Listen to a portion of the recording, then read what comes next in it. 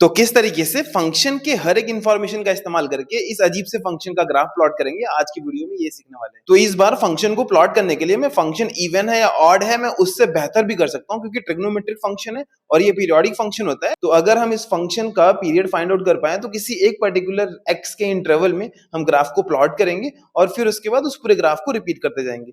तो trigonometric function है, इसका पीरियड 2 पाई होगा, क्योंकि अंदर वाले फंक्शन का पीरियड 2 पाई है, तो 2 पाई प्लस एक्स पुट करने पे एक्सप्रेशन में कोई बदलाव नहीं होने वाला। मैं भी फंडामेंटल पीरियड की बात नहीं कर रहा हूँ, शायद फंडामेंटल पीरियड भी 2 पाई ही होगा, बट इस फंक्शन का पीरियड 2 पाई हो गया। तो अगर मेरे को फंक्शन का पीरियड मालूम है, इसका मतलब मैं सिर्फ उसी एक पीरियड में उसका ग्राफ प्लॉट करूं, बाद में ग्राफ को पूरी तरीके से रिपीट कर दूंगा। तो इस फंक्शन का अगर पीरियड 2 पाई है तो मैं 0 से 2 पाई के बीच में ग्राफ को प्लॉट करने की कोशिश करता हूं। तो 0 से 2 पाई के बीच में मुझे ग्राफ को प्लॉट करना है। अगर मैं देखूं तो फंक्शन कंटीन्यूअस या डिसकंटीन्यूअस है, उस पे भी कमेंट कर सकते हैं, क्योंकि दो कॉन्टिन्यूअस फंक्शंस का कॉम्पोजिशन है, इसलिए फंक्शन कंटीन्यूअस है। इसका मतलब ग्राफ में कहीं कहीं ब्रेक नहीं आने वाला है, और फंक्शन डिफरेंशिएबल भी है, इसका मतलब कहीं कॉर्नर पॉइंट भी नहीं आने वाला है। चलो ग्राफ को प्लॉट करते हैं। तो ग्राफ को प्लॉट करने से पहले मैं इस एक इंटरवल के एंड पॉइंट पे देखता हूँ कि फंक्शन की वैल्यू क्या आएगी। तो जैसे मैं एक्स की प्लेस पे 0 या 2 पाई पुट करूंगा तो साइन की वैल्यू 0 हो जाएगी और पूरे एक्सप्रेशन की वैल्यू 0 हो जाएगी। इसका मतलब 0 और 2 पाई पे तो वैल्यू 0 हो जाएगी, और साथ में क्योंकि साइन है तो साइन पाई के हर एक मल्टीपल पे 0 होता है, इसका मतलब x बराबर पाई पे भी ये पूरा एक्सप्रेशन 0 होगा। तो मैं इस फंक्शन का पूरा रूट फाइंड आउट कर लिया कि 0 से 2 पाई के बीच में क्या क्या रूट होंगे। तो 0 पाई 2 पाई यहाँ पे ग्राफ क्रॉस करेगा एक्स एक्सिस। तो अभी तक मैंने इस फंक्शन के लिए इस फंक्शन का डोमेन लिखा कि किस एक्स की कौन कौन सी वैल्यू पे हम ग्राफ प्लॉट करने वाले, और उसके बाद मैंने इस फंक्शंस के जीरोस निकाल लिए। अब उसके बाद क्योंकि फंक्शन कंटीन्यूअस और डिफरेंशिएबल भी है, तो अब हम देख लेते हैं कि किस किस पॉइंट्स पे लोकल मिनिमा लोकल मैक्सिमा मिलेगा। उसके अकॉर्डिंग में हम फंक्शन का इंक्रीजिंग डिक्रीजिंग नेचर कैलकुलेट कर सकते हैं, और उसके बेसिस पे मैं इस इंटरवल में ग्राफ को प्लॉट करूंगा, फिर उसके बाद मैं पूरे ग्राफ को रिपीट करते जाऊंगा।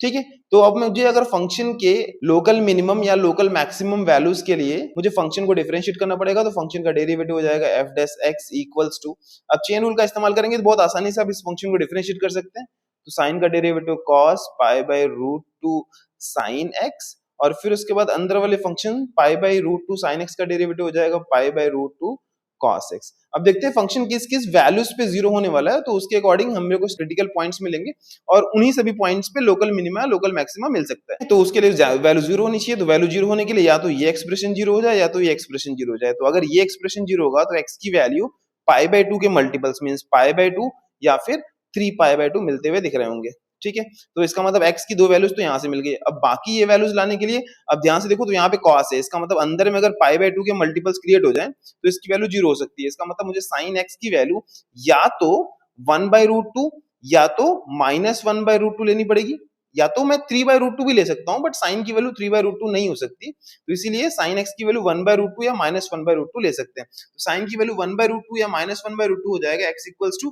पाई बाय 4 के हर एक मल्टीपल्स पे। तो फर्स्ट क्वाड्रेंट में, सेकंड क्वाड्रेंट में, थर्ड क्वाड्रेंट में 5 pi by 4 and fourth quadrant में 7 पाई बाय 4। तो इन सभी पॉइंट्स पे फंक्शन का डेरिवेटिव 0 होने वाला है। तो इसका मतलब अब देख लेते हैं इन सभी वैल्यूज पे क्या क्या होने वाला है। तो अगर मैं f ऑफ पाई बाय 4 की बात करूं तो f ऑफ पाई बाय 4 की वैल्यू कुछ अलग नहीं होगी। अगर यहाँ पे पाई बाय 4 पुट करें तो वैल्यू हो जाएगी पाई बाय 2 और साइन की वैल्यू 1 के इक्वल हो जाएगी। तो पाई बाय 4 पुट करो या फिर 3 पाई बाय 4 पुट करो, वैल्यू तो 1 ही आने वाली है। उसके बाद अगर मैं पाई बाय 2 पुट करूं, तो अगर मैं फंक्शन की जगह पे x की प्लेस पे अगर मैं पाई बाय 2 पुट करूं तो यहाँ पे पाई बाय 2 की प्लेस पे क्या हो जाएगा 1 हो जाएगा, और sine of pi by root 2, और पाई बाय रूट 2 की वैल्यू अप्रोक्सीमेट 2.22 के आसपास होती है, आप चाहो तो कैलकुलेट कर सकते हो। तो मुझे अप्रोक्सीमेट वैल्यू से ही मतलब है, तो 2.22 जो है पाई के थोड़ा करीब आने लगता है, वहां पे साइन की वैल्यू 1 से थोड़ी कम होती है। तो हम ये बोल सकते हैं इसकी वैल्यू यहाँ पे 1 नहीं बल्कि 1 से कम होने वाली है। तो f ऑफ पाई बाय 2 की वैल्यू कुछ तो 0 पॉइंट समथिंग करके आने वाला है, और 3 पाई बाय 2 पे एग्जैक्टली नेगेटिव वैल्यूज आने वाला है। f of 3 pi by 2 will be negative of same number 0 point something. ठीक है, तो अभी इन सभी पॉइंट्स को अगर मैं प्लॉट करूं तो मुझे समझ में आ जाएगा कि किन किन जगहों पे ग्राफ को कैसे प्लॉट करना है। तो पाई के बिल्कुल बीच में आता है पाई बाय 2, और 0 और पाई बाय 2 के बिल्कुल बीच में आता है पाई बाय 4। तो इसका मतलब 0 पे तो साइन की इस पूरे एक्सप्रेशन की वैल्यू तो 0 है, तो जैसे हम पाई बाय 4 की तरफ जाएंगे वैसे ही वैल्यू 1 की तरफ जंप करेगी। इस तरीके से आप चाहो तो इंटरवल ऑफ इंक्रीज या डिक्रीज भी कैलकुलेट कर सकते हो, बट फिलहाल मैं इतने से काम चलाना चाह रहा हूँ। अब देखो जैसे मैं आगे बढ़ूंगा तो f ऑफ पाई बाय 2 आएगा, और f ऑफ पाई बाय 2 की वैल्यू 0 पॉइंट समथिंग है। तो 0 पॉइंट समथिंग का मतलब क्या, ग्राफ थोड़ा और नीचे आएगा और यहाँ पे फिर से डेरिवेटिव 0 हो जाएगा। पाई बाय 2 के बाद एक अगला वाला पॉइंट कौन सा है 3 पाई बाय 4 3 पाई बाय 4 पे अगेन वैल्यू कितनी हो जाएगी 1 हो जाएगी। इस तरीके से वैल्यू 1 की तरफ पहुंचेगी और वापस पाई की तरफ पाई पे वैल्यू 0 हो जाएगा और आगे अगर मैं वैल्यूज रिपीट करूं तो एग्जैक्टली यही नंबर्स नीचे भी आने वाले हैं। तो ये ग्राफ कुछ इस तरीके से आगे फ्लिप हो जाएगा। तो इसका मतलब किसी एक पीरियड में एक एम और एक डब्ल्यू के जैसा फॉर्म होगा। तो आगे अगर ग्राफ को रिपीट कर दिया जाए कुछ इस तरीके से, यहाँ पे शार्प पेज नहीं बल्कि एक कर्व बनाएंगे, उसके बाद इस तरीके से ये ग्राफ रिपीट होता रहेगा। आगे अगर इधर ले जाएं तो ये कुछ इस तरीके से चलता रहेगा। तो इस तरीके से आप इस फंक्शन का ग्राफ बना सकते हैं, बस फंक्शंस के अलग-अलग प्रॉपर्टीज के हिसाब से। तो फंक्शन का बिहेवियर कैसे-कैसे होने वाला है, तो उन सभी बिहेवियर्स को अगर आप एनालाइज करो तो आप फंक्शंस के ग्राफ को आसानी से प्लॉट कर सकते हो। आप चाहो तो इसको डेस्मॉस पे भी चेक कर सकते हो। चलो डेस्मॉस पे देखते हैं कैसा ग्राफ बनता है। ठीक है, तो डेस्मॉस में कुछ इस तरीके से ग्राफ बनेगा। तो अगर मैं ग्राफ की बात करूँ तो ग्राफ कुछ इस तरीके से बनता है, एग्ज़ैक्टली उसी तरीके से बनते जा रहा है। तो एक एम इधर फिर उसके बाद डब्ल्यू, एम, डब्ल्यू इस तरीके से रिपीट करते जाएगा और ग्राफ इस तरीके से आप इस फंक्शन का ग्राफ को प्लॉट कर सकते हैं।